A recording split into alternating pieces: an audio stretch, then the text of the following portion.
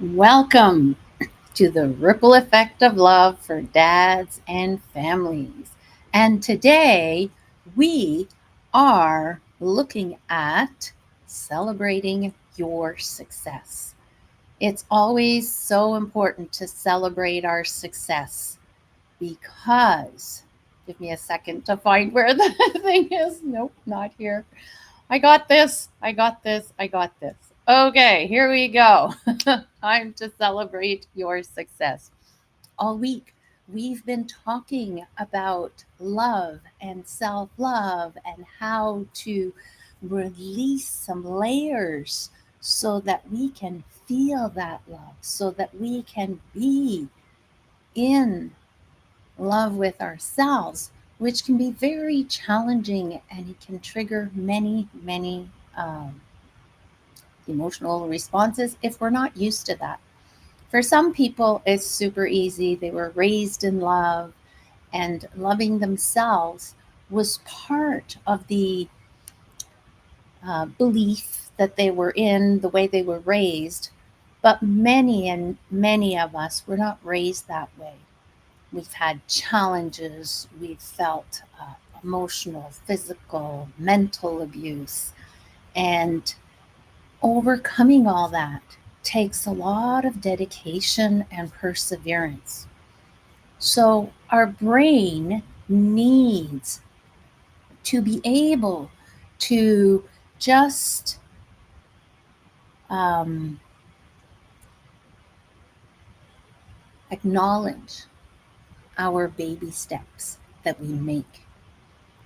If you were able to just focus on one little thing, implementing Snap Tap Zap, listening to one of the videos this week. By the way, if you didn't get them, they're on LinkedIn, Facebook, or my YouTube channel. So you can go back to the beginning of the week and just do them quickly. But what's important to remember is that you can be the change that you want to see in your life. You can put your energy towards creating that. How do I know? Because I did it. Was it easy? I'm not going to lie to you. There were moments where I wanted to give up. And it's okay to have a couple of minutes of pity party, but then get back on track and snap, breathe in, tap on the sternum, relax those shoulders. We're trying to relax the survival mode, the fighting of persevering.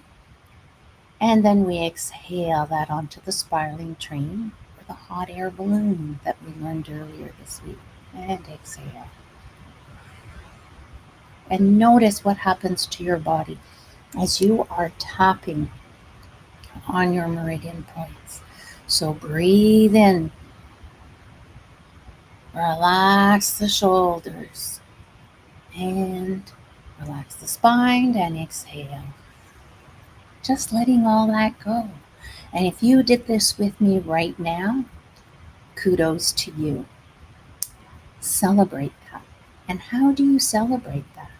Well, one, you can just keep doing the snap, tap, and zap until you feel calmer, until you feel more, um, calmer, more patient with yourself. Sometimes we need to be patient with ourselves, sometimes more patient with our family members, right? That's a big one, especially with the holidays coming. So, and then if you've come down, if you were at a 10 out of 10, now you're at a 9 out of 10, congratulations. And it's noticing those little mini baby steps. Some of us are high performers and we're like, oh, that's nothing.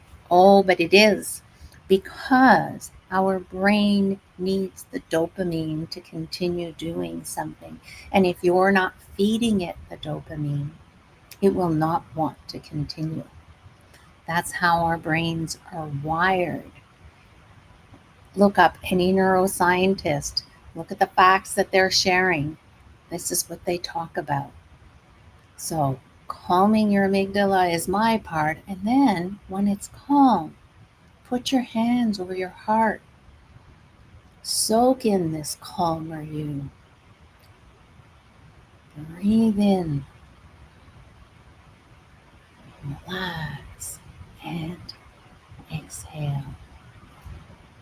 Just being able to hold that space for yourself, even if it's 3 seconds on the hour that you do it. You can put a timer on um, your watch that every hour there's a little beep, or every time you're going into a Zoom room or you're waiting at a red light. Why not just breathe and think of the things that you're grateful for? You can keep a grateful journal at night, but doing it during the day develops that habit, and your brain, first thing you know, if you're doing it 21 plus days in a row, your brain becomes trained. For me, it's more than 21 days. I get this huge resistance after, I don't know, maybe a week or two, and then I'm like, I'm stopping, I'm done. And I'm like, whoa, what is your goal? What do you want, Christine? So I'm asking that to you, to these dads and family members that will listen to this. What is your goal? Do you want to lead from a place of love, of patience, of calmness? Do you want to show your children, your spouse, that you are awesome, the awesome person that you are, not the one that's stuck in the go, go, go, go, gotta do this, gotta do that? Yes, it's easy. And it's okay to have moments throughout the day like that. But when you sit down, have you created a moment in the day where you're with your family? I know some people work night shift and their spouse works day shift. Very complicated. But if you have kids, you want to be able to have those special moments. Maybe it's a story at bedtime and have a timer. If you have a child that needs to see the time, there's these clocks that you can buy that have a red section that can be moved. And when that is over, the time is up. Using that in the classroom helped a lot of my students look up and say, oh, there's still another 5 minutes. Oh, okay. Or there's another 2 minutes. It's very, very practical for somebody who learns with visual cues, because just giving numbers for younger kids, it can be a little bit more challenging for them. So that's my little tidbit of advice for today. And what are you celebrating? Anchor that into your heart, into your cells. Feel the joy, the gratitude of for having taken a few moments right now with me to just breathe, relax your body, and exhale.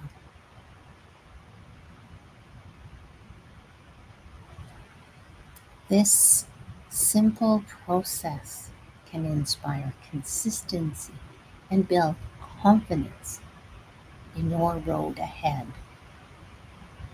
So if you have any resistance, snap or clap, right? Breathe in, relax. And let's say, oh, I'm noticing it's in the head. Remember, we talked about around the ears, relax the spine, and exhale that into the hot air balloon. Remember to pull the handle to burn all that up, because you definitely do not want to be dragging this around with you. Relax and exhale. And notice, is your body relaxing? Oh, mine is. Is yours? What is helping you be the best version of yourself? Maybe once I've relaxed a bit, I'm ready to go to the gym and release even more. I believe that, well, actually, I think I talked about this the other day. I met someone, a kinesiologist, when I was in France, and he said to me, "Oh, Christine, you're so relaxed. Whatever you're doing," he says, "keep doing it." He says, "The gentleman that came just before you, he could use your techniques because," he says, "he's ruining his body from the effect of doing hard exercise, but too hard, not listening to the body, not, um, he's not an athlete, just an executive that has too much stress. And if you don't release the stress, it kind of stays stuck in your body. And then when you do physical exercise and you're doing it um, in a hard way, pushing the body, it's good to push the body, but not with all the stress. That's the little distinction I'm trying to make. I know I talked about this earlier this week, but I wanted to make sure that that distinction was well understood. Athletes perform, they break through their limits, but they're also working on their emotional well being as well and their mental well being. So if you work all day, 14-hour days, and then you want to go and do an hour of exercise, I'd recommend, in my opinion, this is my opinion, do what you want with it. My opinion is that you release a little bit of that stress as you're on your way to there to your workout and do it and enjoy it. Make sure that you choose a gym that you like with the music that you like so that when you're there, there's joy for you. Creating joy in our lives is an example of self love, in my opinion. So, what is it that you want or can do for yourself? Of course, you can celebrate by buying a new car, but is that really helping you from within you, from within your heart? I'm not saying don't go buy a car. I'm saying, what are the things that really bring true joy to your heart? Is it helping someone else? But remember, I used to help everybody. I was a people pleaser and I didn't take care of me. So I got really, really sick. It was a big lesson, and I'm glad I found my health again. And these techniques that I teach, these tips, um, these mindsets, the Snap Tap Zap, are all things that I do on a daily basis. Becoming aware of my thoughts, becoming aware of my emotions, becoming aware of my how I feel in my body. Why would working half an hour create a huge back? Well, I can say this, huge pain in my back, and then some days I can work 4 hours straight without stopping, and there's no pain in my back. What was I doing when I was working in that half hour? Was I calm? Was I in the flow? Or was I just trying to perform and be perfect and have it all perfect? So these are things that we need to look at. We need to take a few seconds and just say, oh, what was going on at that moment, at that time, that made it a little bit challenging for me? So, on this note, I hope that you are um, celebrating in a way. Oh, just another thought. It could be once you have the kids in bed to just take a nice hot bath with Epsom salts. I know some of you aren't a bath. I don't like a bath, but some people love baths. If you don't like a bath, have a nice shower and relax before you go to bed. Try and turn off those screens. What is one other baby step that you will do this weekend? Share it in the chat. Even if you see this after I go back and I read the chats, the day after or after. It doesn't matter. I eventually do get there. And share your successes. I would love to hear what's one new thing that you're implementing for yourself. So I will see you on Monday to continue another 5 days with you before I break for the holidays. So, see you Monday as we talk about feeling loved and lovable. I know those are big topics, but they're great to talk about before the holidays because these little shifts that you may take today will have a ripple effect in your life for the holidays, hopefully, for you, for your children, for your spouse.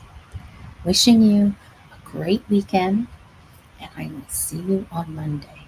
Take care of yourself and do one thing that makes you feel loved today. Take care. Bye bye.